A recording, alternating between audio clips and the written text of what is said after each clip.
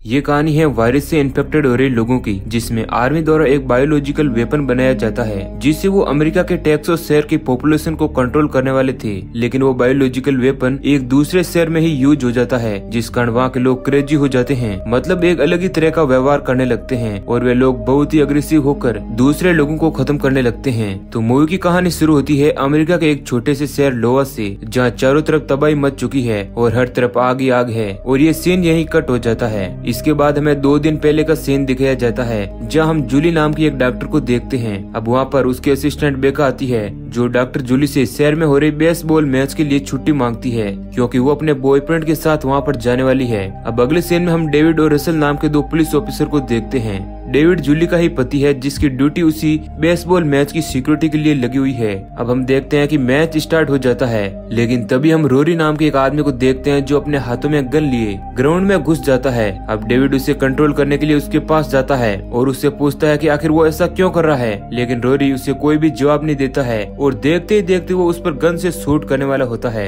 लेकिन डेविड को ऐसा लगता है कि लोरी नशे में है, इस कारण वह उसे समझाने की कोशिश करता है और आखिर में डेविड उसे अपनी गन से शूट कर देता है, जिस कारण रोरी की वहीं पर मौत हो जाती है। इसके बाद डेविड रोरी की बॉडी को लेकर पोस्टमार्टम के लिए हॉस्पिटल जाता है, जहाँ उसे रोरी की वाइफ और उसका बेटा मिलता है। डेविड उन दोनों को कहता है कि रोरी ने नशे की हालत में उसके ऊपर गन चलाने की कोशिश की थी, लेकिन उसकी वाइफ डेविड पर बहुत ही ज्यादा गुस्सा होती है और उसे एक जोरदार तमाचा मार देती है और वह कहती है कि रोरी ने 2 साल पहले ही शराब छोड़ दी थी। अब इस बात से डेविड को बहुत ही ज्यादा बुरा लगता है और उसे लगता है कि शायद रोरी को मारकर उसने बहुत गलत किया है। इसके बाद घर आने पर डेविड बहुत ही ज्यादा गिल्टी फील कर रहा होता है और उसे अपने आप पर ही बहुत ही ज्यादा गुस्सा आता है, लेकिन जूली उसे समझाती है और कहती है कि उसने तो सिर्फ अपनी ड्यूटी की है, उसे गिल्ट में रहने की कोई भी जरूरत नहीं है। अब अगली सुबह हम देखते हैं कि हॉस्पिटल से रोरी की पोस्टमार्टम की रिपोर्ट आती है, जिससे साफ हो जाता है कि रोरी ने उस दिन शराब नहीं पी थी। अब इसके बाद डेविड और ज्यादा गिल्ट महसूस करने लगता है और वह वापस उसी ग्राउंड में जाता है जहां उसने रोरी को मारा था, जहां उसे वैन नाम का अपना एक दोस्त नजर आता है और वह भी बहुत ही ज्यादा परेशान दिख रहा था। डेविड उससे पूछता है कि उससे क्या हुआ, तब वैन कहता है कि वे अपने काम को लेकर बहुत ही ज्यादा टेंशन में है। अब अगली सुबह वैन को उसकी वाइफ जूली के हॉस्पिटल लेकर आती है, जहाँ जूली नोटिस करती है कि वैन कुछ अजीब हरकतें कर रहा है, लेकिन वह उसे ये बात नहीं बताती और उसकी वाइफ कहती है कि शायद वैन को अपने काम का प्रेशर है, इस कारण वह ऐसा व्यवहार कर रहा है। अब उसी रात वैन की वाइफ को वैन कहीं भी नजर नहीं आता है और उसे ऐसा लगता है कि शायद वह अपने ऑफिस में कुछ काम कर रहा होगा और वह उसके ऑफिस में देखने जाती है, लेकिन उसे वहाँ पर भी वैन नहीं दिखता है। लेकिन पीछे अचानक से उसके घर से उसके बेटे के चीखने की आवाज सुनाई देती है, जिसके बाद वह दौड़कर अपने बेटे के पास आती है, जहाँ उसका बेटा उससे कहता है कि डैड उसे मारने के लिए चाकू लेकर घर में घूम रहे हैं। अब ये सब सुनकर वैन की वाइफ अपने बेटे को लेकर एक अलमारी में छिप जाती है। तभी वहाँ पर वैन आ जाता है, लेकिन वह अलमारी को नहीं खोल पाता, इसी कारण वह उन दोनों को खत्म करने के लिए घर में आग लगा देता है, जिससे वैन की वाइफ और उसके बेटे की वहीं पर मौत हो जाती है। और मौके पर पुलिस और जूली भी वहाँ पर पहुँच जाते हैं, जहाँ जूली को शक होता है कि वैन ने ही उन दोनों को मारा है, क्योंकि वह कुछ दिनों से बहुत ही अजीब हरकतें कर रहा था। इस कारण डेविड वैन को जेल में बंद कर देता है। अब अगले सीन में हम कुछ हंटर्स को देखते हैं, जो जंगलों में घूम रहे होते हैं। तभी उन्हें पानी के पास एक सोल्जर की बॉडी मिलती है, जो कि दिखने में बहुत ही भयानक थी। इसके बाद वो लोग डेविड को कॉल लगाकर इस बात की जानकारी देते हैं और फिर डेविड अपने कुछ ऑफिसर और एक डॉक्टर के साथ वहाँ पर पहुँच जाता है, जहाँ डॉक्टर उसे कहता है कि ये बॉडी किसी पायलट की है और उसे ये भी लगता है कि यहाँ पर कहीं आसपास ही उसका प्लेन क्रैश हुआ होगा। इसके बाद डेविड और उसकी टीम आसपास तलाशी लेने लगती है और थोड़ी रिसर्च के बाद उन्हें वह प्लेन एक लेक के अंदर मिल जाता है। इसके बाद डेविड रसल के साथ वाटर सप्लाई ऑफिसर के पास जाता है, जहाँ वह उससे पूछता है कि आखिर उस लेक का पानी कहाँ जाता है। तो वह उसे बताता है कि रोरी नाम के एक आदमी के पास उस लेक का पानी सबसे पहले जाता है। जिसके बाद डेविड को कुछ अजीब लगता है, क्योंकि उसने उस लेक के अंदर एक तरह का केमिकल भी देखा था और उसे लगता है कि शायद रोरी की ऐसी हालत का जिम्मेदार उसी लेक के अंदर मौजूद वह केमिकल वाला पानी है। इस कारण डेविड शहर के मेयर को पानी की सप्लाई रोकने के लिए कहता है, लेकिन मेयर उसे साफ मना कर देता है। इसके बाद डेविड और रसल दोनों वाटर सप्लाई ऑफिसर के पास पहुंच जाते हैं, जहां वे अपने ही हाथों से उस वॉल को बंद कर देते हैं और उसका स्टार्टर भी अपने साथ ले जाते हैं और फिर वे दोनों वापस पुलिस स्टेशन आ जाते हैं, जहां रसल देखता है कि वैन की हालत बहुत ही ज्यादा खराब हो चुकी है। वे दोनों पास जाकर वैन को देखने लगते हैं, लेकिन देखते ही देखते वैन एकदम से उनके ऊपर हमला करने लगता है, जिसके बाद डेविड और रसल उसे किसी दूसरी जगह शिफ्ट करने के लिए कॉल लगाने की कोशिश करते हैं, लेकिन वह उन्हें नेटवर्क नहीं मिलता है। इसके बाद डेविड पुलिस स्टेशन के बाहर आकर कॉल लगाने की कोशिश करता है, लेकिन उसका कॉल फिर भी नहीं लगता है और वह देखता है कि शहर में चारों तरफ सन्नाटा है और उससे बाहर कोई भी आदमी नजर नहीं आता है। अब इसके थोड़ी देर बाद डेविड को हॉस्पिटल से चीखने की आवाजें आती है, जहाँ वह दौड़कर जाता है और देखता है कि एक आदमी जो बहुत ही बुरी तरह से घायल है। तभी वहाँ पर उस हॉस्पिटल का डॉक्टर आ जाता है, जो डेविड के ऊपर ही हमला कर देता है। इसके बाद वह डॉक्टर एक कट्टर लेकर आता है और डेविड को खत्म करने की कोशिश करता है, लेकिन डेविड अपने आप को बचाकर उस डॉक्टर को ही खत्म कर देता है। अब इसके बाद डेविड घर आकर जूली को अपने माँ के पास जाने को कहता है, क्योंकि वह प्रेग्नेंट है और उसे लगता है कि शहर में कुछ अजीब हो रहा है। लेकिन तभी हम देखते हैं कि आर्मी वाले वहाँ आकर उन दोनों को एक बस में बैठा कर ले जाने लगते हैं, जिस बस के अंदर रसल और उसके साथ कुछ और लोग भी थे, जो उन्हें एक शेल्टर होम में ले जाते हैं, जहाँ पर उनका टेम्परेचर चेक किया जाता है। दरअसल आर्मी इन्फेक्टेड हुए लोगों को खत्म कर रही है और बचे हुए लोगों को बचाने के लिए वह उन्हें इस शेल्टर होम में लेकर आ रही है। वह लोग जूली का भी टेम्परेचर चेक करते हैं तो उसका टेम्परेचर बहुत ही हाई होता है, लेकिन इसका कारण वायरस नहीं बल्कि उसकी प्रेगनेंसी होती है। लेकिन आर्मी वाले उन दोनों की बात को नहीं मानते हैं और जूली को डेविड से अलग कर दिया जाता है।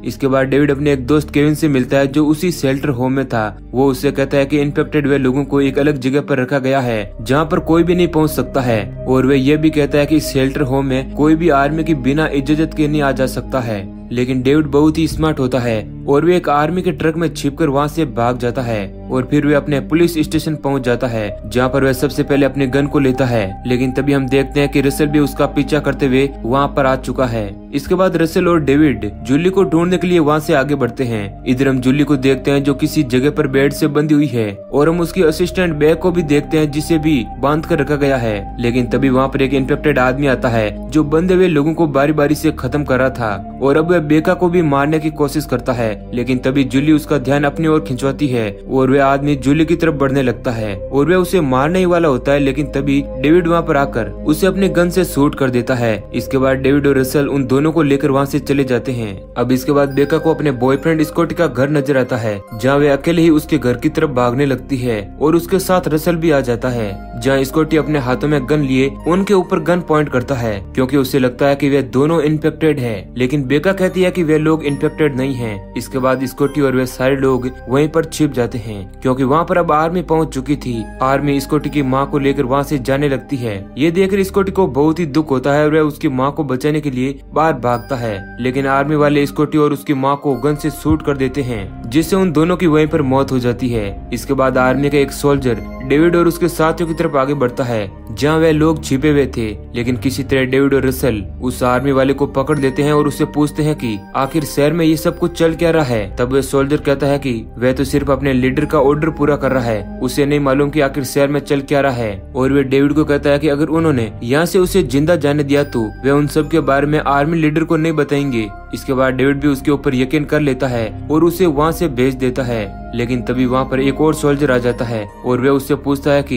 यहाँ पर और कोई है क्या। लेकिन वह सोल्जर कहता है कि यहाँ पर कोई नहीं है, और इसके बाद आर्मी वहाँ से चली जाती है। इसके बाद डेविड उन सभी को लेकर अपने घर आता है, जहाँ से वे लोग कुछ काम की चीजों को लेकर शहर की तरफ भाग सकें। लेकिन तभी हम देखते हैं कि रोरी की वाइफ और उसका बेटा उसके ही घर के अंदर थे, जो जूली को वहीं पर बांध देते हैं और उसे खत्म करने ही वाले होते हैं। लेकिन तभी वहाँ पर डेविड आ जाता है और जूली को बचाने की कोशिश करता है, लेकिन रोरी का बेटा डेविड के ऊपर अटैक कर देता है और उसके हाथ पर एक चाकू मार देता है। लेकिन डेविड किसी तरह वापस उठता है और रोरी की वाइफ को ही खत्म कर देता है। लेकिन रोरी का बेटा उसके ऊपर गन पॉइंट कर देता है। लेकिन समय रहते वहाँ पर रसल आ जाता है, जो बिना कुछ सोचे समझे रोरी की बेटी को खत्म कर देता है। और अब यहाँ जूली नोटिस करती है कि रसल भी अब बहुत ही ज्यादा अग्रेसिव हो चुका है और उसे ऐसा लगता है कि शायद वह भी इन्फेक्टेड हो चुका है, और वह यह बात डेविड को भी बताती है। लेकिन डेविड इस बात को इग्नोर कर देता है और वे लोग वहाँ से कार लेकर आगे बढ़ते हैं। अब थोड़ी ही दूरी जाने पर उनको आर्मी हेलीकॉप्टर कैप्चर कर लेता है, जिससे बचने के लिए वे लोग पास के एक कार वॉशिंग रूम में जाते हैं, जहाँ पर पहले से ही बहुत सारे इन्फेक्टेड लोग मौजूद थे, जो उनकी कार को धुलने के लिए मशीन को स्टार्ट कर देते हैं और साथ ही वे लोग उस कार के ऊपर अटैक कर देते हैं। डेविड और उसके साथी उन लोगों से लड़ने लगते हैं और इस अफरा तफरी के दौरान वो लोग बेका को खींचकर वहाँ से ले जाते हैं और उसे एक रस्सी की मदद से बाहर लटका देते हैं। अब इसके बाद उनकी कार अपने आप ही उस वॉशिंग स्टेशन से बाहर निकल जाती है,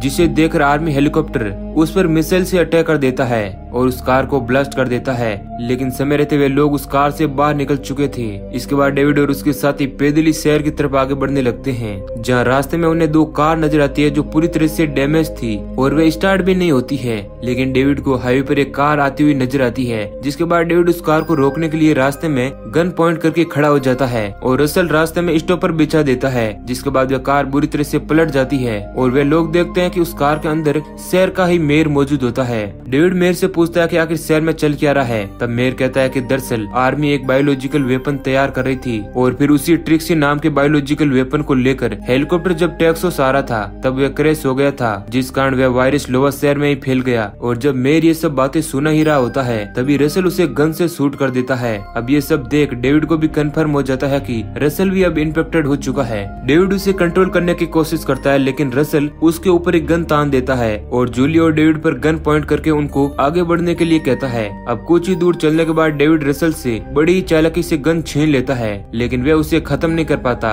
और उसे अपने साथ लेकर आगे बढ़ता है। अब थोड़ा और आगे जाने के बाद वे तीनों उसी आर्मी कैंप के पास पहुंच जाते हैं, जहाँ से अब उन लोगों को शहर से बाहर जाने के लिए उस कैंप को पार करना था, जहाँ रसल डेविड को कहता है कि वह उन आर्मी वालों का ध्यान भटकाएगा और पीछे जूली और डेविड वहाँ से भाग जाएंगे। अब अपने दोस्त रसल की बात सुनकर डेविड बहुत ही ज्यादा इमोशनल हो जाता है, जिसके बाद रसल आर्मी वालों के पास जाकर सरेंडर करने की कोशिश करता है, लेकिन आर्मी वाले उसे शूट कर देते हैं। इसी बीच डेविड और जूली आर्मी वालों को चकमा देकर वहाँ से भाग जाते हैं और भागते हुए वे लोग एक मॉल के पास पहुँच जाते हैं, जहाँ से वे लोग खाने पीने की चीजों को अपने साथ ले लेते हैं। तभी जूली को बाहर 2 ज़ॉम्बी नजर आते हैं, जिनसे बचने के लिए वे एक दूसरे रूम में जाकर छिप जाती है, जहाँ पर उसे बहुत सारी डेड बॉडी नजर आती है। वहीं एक तरफ हम डेविड को देखते हैं जो उस मॉल के अंदर से सामान इकट्ठा कर रहा होता है। तभी उसे एक आर्मी वाले का वॉकी टॉकी मिलता है, जिसमें आवाज आती है कि लोअर शहर पर आर्मी वाले एक परमाणु विस्फोट करने वाले हैं, जिससे कि पूरा शहर खत्म हो जाए। अब ये सुनकर डेविड बहुत ही ज्यादा परेशान हो जाता है और वे जूली को लेकर वहाँ से भागने के लिए सोचता है। तभी उसे बाहर एक ट्रक नजर आता है और जैसे ही वे उस ट्रक का गेट खोलता है तो उसके अंदर ड्राइवर की बॉडी मिलती है, लेकिन उसे ट्रक की चाबी कहीं पर भी नहीं मिलती है। और फिर डेविड उस ट्रक ड्राइवर की बॉडी को चेक करता है, जहाँ उसकी पैंट के अंदर उसे चाबी मिल जाती है और जैसे ही वह निकालने की कोशिश करता है तभी वहाँ पर वह दोनों ज़ॉम्बी आ जाते हैं जो उस पर अटैक कर देते हैं, लेकिन डेविड किसी तरह एक ज़ॉम्बी को आग से जलाकर खत्म कर देता है और जूली एक बचे हुए ज़ॉम्बी को डेविड की गन से शूट कर देती है। अब इसके बाद जूली और डेविड ट्रक में बैठकर वहाँ से जाने लगते हैं, जहाँ वॉकी टॉकी पर डेविड को पता चलता है कि उस बॉम्ब का काउंटडाउन चालू हो चुका है।